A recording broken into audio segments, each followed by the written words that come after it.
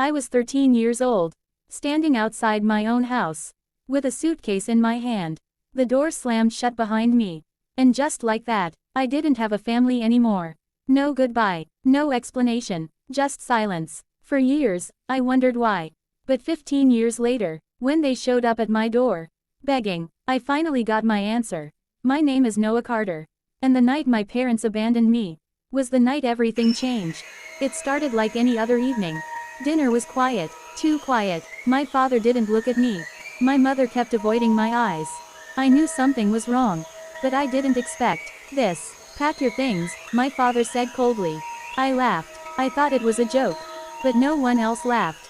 Wait, what? I asked. You're leaving, my mother said, her voice shaking, but not enough to stop what was coming. My heart dropped. Why? No answer. Just silence. I didn't do anything, I said, panic rising in my chest. My father stood up. You're a problem, he said. We can't deal with you anymore. Those words, they didn't just hurt, they broke something inside me. Within an hour, I was outside, a small suitcase, a few clothes, no plan, no future, and no one came after me. That night was cold, but not as cold as what I felt inside. I slept on a bench, crying quietly, so no one would hear.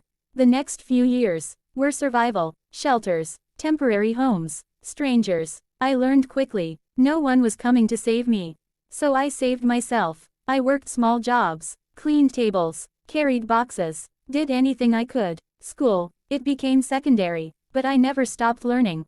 At night, I'd read, watch videos, teach myself skills, because deep inside, I had one thought: I'll prove them wrong. Years passed. Slowly, things changed. At 17, I met someone who changed my life. Mr. Harris. He owned a small repair shop. He saw something in me no one else ever did. You're not stupid, he told me. You just never had the right environment. For the first time, someone believed in me. He gave me a job, taught me everything, not just work, but discipline, respect, patience. And slowly, I started believing in myself too. At 20, I took a risk. I started my own small service. It wasn't easy. There were failures, losses, moments I almost gave up. But I didn't, because I had already survived the worst. What could be harder than being abandoned at 13? Nothing. Years went by, and then, it happened. A breakthrough, a big client, then another, then another. My business grew, faster than I expected. By 25, I wasn't struggling anymore. By 28, I was successful. A house, a car, a stable life, everything I built myself. Without them, and surprisingly, I wasn't angry anymore. I just felt free, until one night, everything came back. It was raining. I was sitting in my living room when I heard a knock. I wasn't expecting anyone. I opened the door and froze. It was them, my parents, older, weaker, different. For a moment, time stopped. Hi, my mother said softly.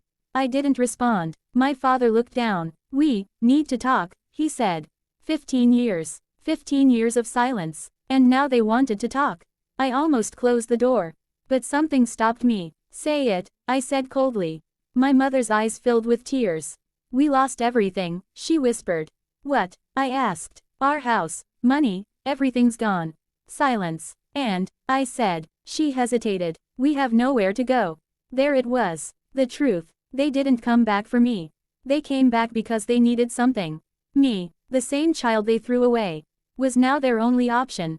I looked at them, really looked. They weren't strong anymore. Life had broken them, just like they broke me. For a moment, I felt anger, years of pain, rising to the surface. I remembered that night, that door, that cold silence. And now, they were standing in the same position I once was. Waiting, hoping. I had a choice. Close the door, or open it. Become like them, or become better. I took a deep breath and stepped aside. Come in. They looked shocked. Really? My father asked. I nodded, not because they deserved it, but because I deserved peace. That night, we talked. For the first time, they told me the truth. They were overwhelmed. Financial pressure, stress, fear, and instead of fixing things, they chose the easiest way out. Getting rid of me. It wasn't right. It wasn't fair, but it was the truth. I'm sorry, my mother cried. My father didn't say much, but his silence said everything. I didn't forgive them instantly. Some wounds take time, but I gave them a chance. Not to fix the past, but to build something new. Because holding on to anger would only hurt me, and I had already suffered enough. Sometimes the people who break you come back when they're broken themselves. You don't have to forget the pain, but you can choose who you become because of it. If this story touched you, right finger like this video, thumbs up. Right finger subscribe for more powerful stories, bell. Speech balloon comment below. Would you have opened the door, or closed it forever?